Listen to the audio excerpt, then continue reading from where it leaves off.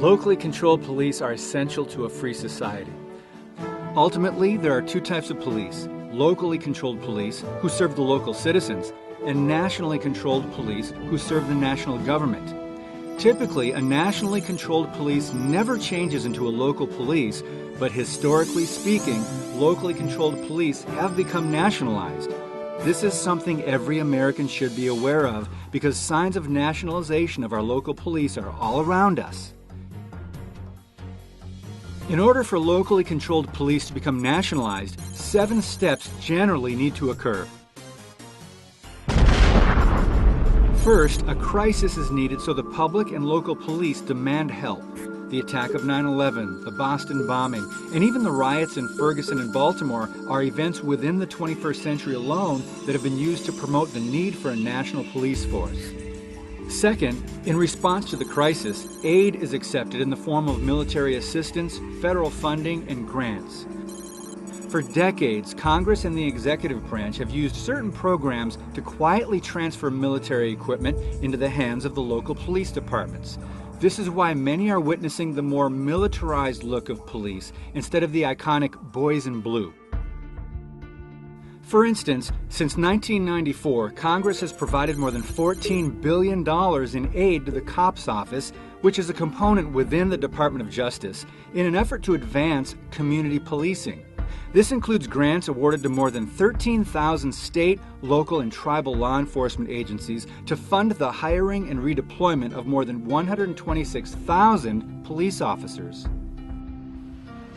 Third, along with aid comes legislation. Since 9/11, America has allowed the passing of multiple bills in the name of security, such as the Patriot Act, authorizing things like warrantless searches and wiretaps, the Homeland Security Act, authorizing the creation of the Department of Homeland Security. Congress has also passed many bills providing funds to the DHS for assisting local police and firefighters with things like training, additional personnel, and buying emergency equipment.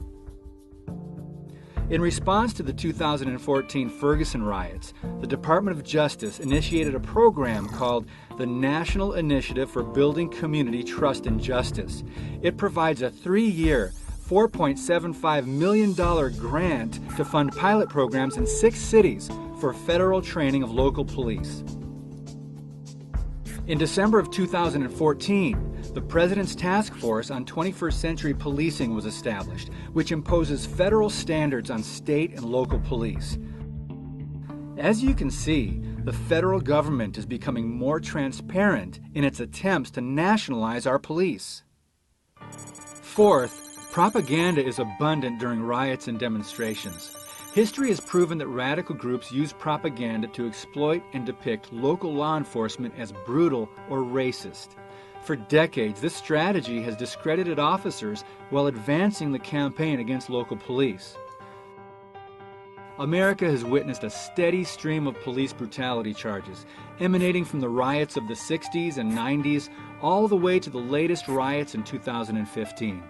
The latest claims of police brutality were made by the same radical socialist and communist groups, as well as by some new George Soros-spawned groups. With the use of demonstrations and marches, these groups have attempted to discredit the police with charges of police brutality, then have proceeded to disseminate their message of police brutality throughout a broad range of media outlets. This negative campaign has influenced the public's perception of police. Fifth is indoctrination. For decades, the federal government has been training local police about crises. This federal training has 2 main goals. Number 1, to train local police how to use equipment and tactics from the federal government. One example is the Federal Law Enforcement Training Center, which is part of the DHS. They provide a wide array of basic and advanced training to state, local, tribal, international, and federal law enforcement officers all across the country. Some of the police training is so militarized that local officers are trained to think like soldiers. Number 2, federal information is used to indoctrinate local police about those labeled as extremists or domestic threats. This has been done through the DHS and its fusion centers. These centers share information from the federal level all the way down to the local level governments. An example is a DHS report given to local law enforcement personnel warning that disgruntled military veterans returning from Iraq and Afghanistan wars could join extremist groups. The report went on to say, right-wing extremism in the United States can be broadly divided into those groups, movements, and adherents that are primarily hate-oriented, and those that are mainly anti-government, rejecting federal authority in favor of state or local authority, or rejecting government authority entirely. It may include groups and individuals that are dedicated to a single issue, such as opposition to abortion or immigration. So would you label these individuals as extremists or a domestic threat? Sixth, we then see implementation. With gradual implementation of these steps, local police, for all practical purposes, become an arm of a national police force beholden not to the people, but to the national government. Meanwhile, Americans believe the federal government is fixing the problem. For instance, the reaction to the 2014 Ferguson riots was the creation of the President's Task Force on 21st Century Policing.